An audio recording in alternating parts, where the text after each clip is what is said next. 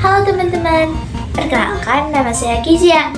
Pada video kali ini kita akan membahas salah satu tokoh penting dalam sejarah Indonesia, yaitu Susilo Bambang Yudhoyono atau yang kita kenal sebagai Presiden SBY.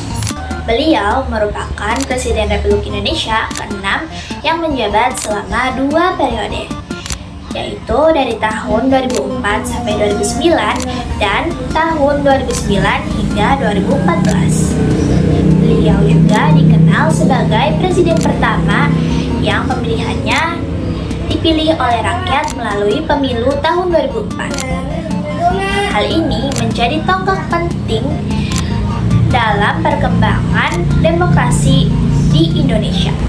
Nah teman-teman, pada video kali ini kita akan membahas beberapa poin penting, yaitu biografi Susilo Bambang Yudhoyono, kebijakan beliau di bidang politik, kebijakan beliau di bidang ekonomi, kebijakan beliau di bidang pendidikan, kebijakan beliau di bidang sosial budaya, dan akhir pemerintahan beliau, dan alasan mengapa beliau tidak dapat menjabat kembali setelah 2 periode. Oke teman-teman, sebelum kita masuk, gimana sih kebijakan-kebijakan pada masa periode beliau? Tentunya kita harus mengenal lebih dekat siapa sih sebenarnya Presiden SBY itu. Lalu bagaimana sih latar belakang beliau?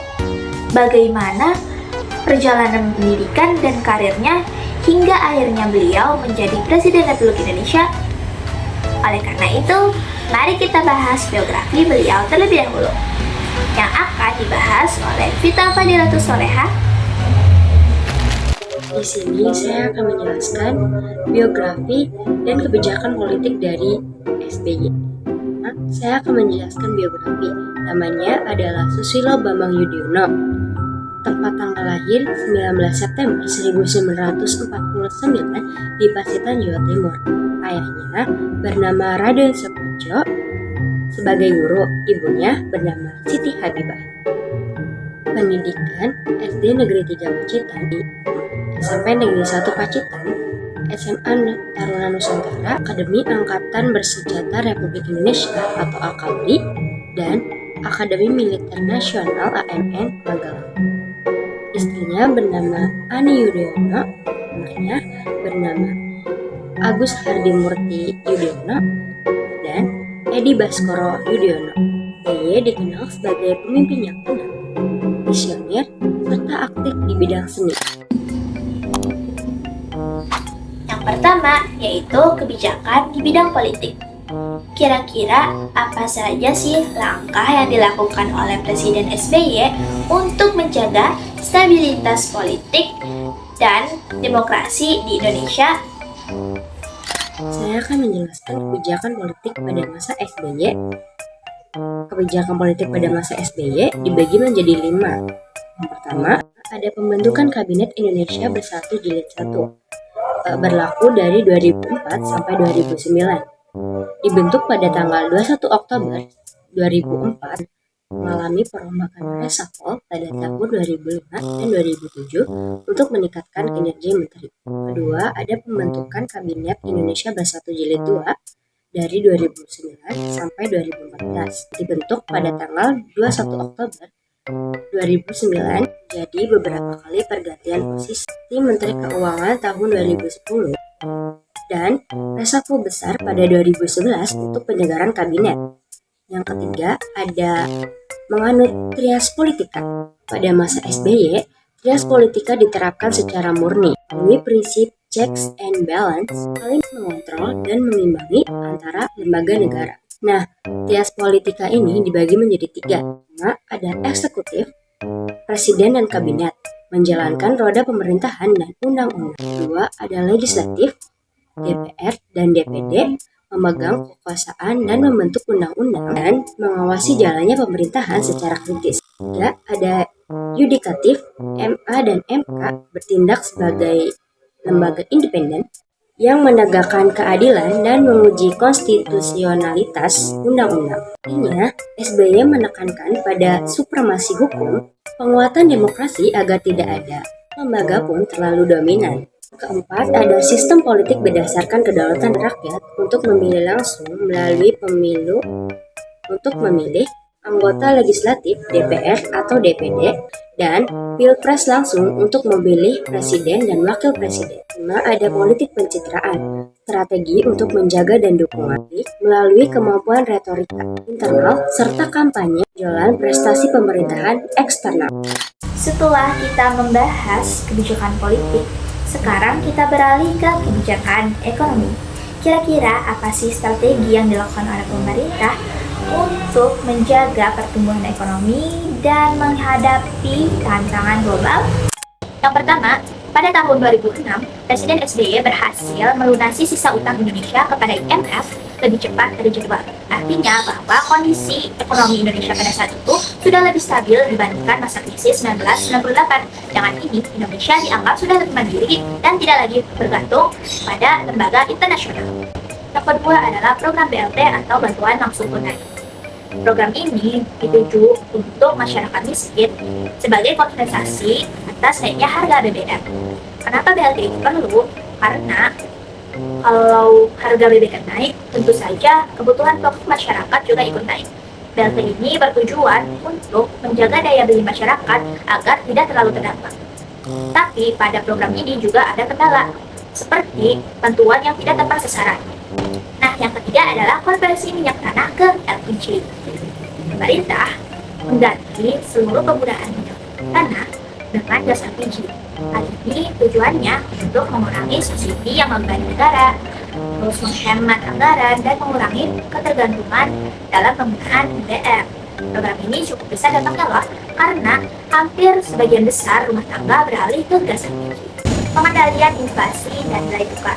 Pemerintahan SBY bekerjasama dengan Bank Indonesia untuk menjaga inflasi Indonesia agar tetap stabil. Selain itu, nilai tukar rupiah dengan dolar juga dijaga dengan baik agar tidak terlalu melemah. Kenapa hal ini penting? Karena jika inflasi Indonesia naik dan nilai tukar rupiah itu turun, maka harga barang untuk impor dan kestabilan ekonomi Indonesia juga akan turun. Yang kelima adalah kebijakan fiskal hati-hati. Pemerintahan SBY dikenal dengan menerapkan kebijakan fiskal secara hati-hati. Artinya, tidak terlalu banyak utang baru. Yang kedua, mengontrol anggaran defisit. Yang ketiga adalah menjaga stabilitas keuangan negara. Pendekatan ini membuat Indonesia relatif lebih stabil pada krisis global tahun 2008. Oke teman-teman, sekarang kita masuk ke kebijakan pendidikan yang akan dibahas oleh Marley.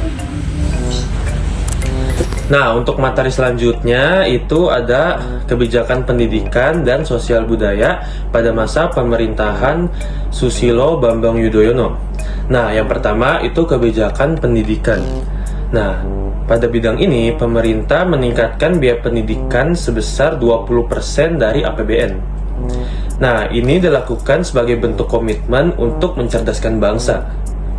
Terus, pemerintah juga memperluas jangkauan teknologi komunikasi dan informasi, serta memperbaiki kualitas kurikulum agar bisa bersaing mengikuti perkembangan zaman.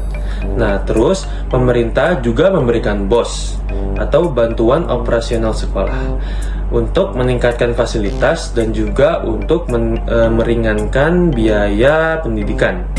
Nah, sekarang kita akan membahas kebijakan sosial budaya pada masa pemerintahan Presiden SBY yang akan dijelaskan oleh Marley. Selanjutnya itu di bidang sosial budaya. Nah, di bidang ini pemerintah menjadikan budaya sebagai pilar untuk pembangunan nasional. Nah, terus apa upaya yang akan dilakukan? Upaya yang dilakukan seperti pengembangan Indonesia sebagai dasar di UNESCO, lalu ada promosi dan pelestarian warisan budaya, serta peningkatan akses pendidikan formal sebagai pengembangan sosial yang berkelanjutan. Setelah kita bahas berbagai kebijakan-kebijakan yang dilakukan pada masa pemerintahan Presiden SBY, sekarang kita sampai pada akhir masa pemerintahan Presiden Susilo Bambang Yudhoyono. Kira-kira bagaimana ya? Masa pemerintahan Susilo Bambang Yudhoyono berakhir pada 20 Oktober 2014 karena beliau telah menyelesaikan 2 periode masa jabatan, yaitu pada tahun 2004 sampai 2009 dan 2009 sampai 2014 yang merupakan batas maksimal jabatan presiden menurut Pasal 7 Undang-Undang Dasar 1945. Konstitusi mengatur bahwa presiden hanya boleh dipilih satu kali sehingga beliau tidak dapat mencalonkan diri pada pemilu 2014. Kesimpulannya, secara umum, pada pemerintahan Susilo Bambang Yudhoyono ini menunjukkan berbagai perkembangan yaitu di bidang ekonomi, politik, pendidikan, serta sosial budaya yang menumbuhkan kepercayaan rakyat. Nah, kepercayaan itu terbukti dengan terpilihnya Susilo Bambang Yudhoyono sebagai presiden selama 2 periode. Meskipun masih terdapat beberapa kekurangan, tetapi kepemimpinan Susilo Bambang Yudhoyono ini dinilai mampu menjaga stabilitas dan berkelanjutan pemerintahan di era reformasi. Sekian dari kami. Wassalamualaikum warahmatullahi wabarakatuh.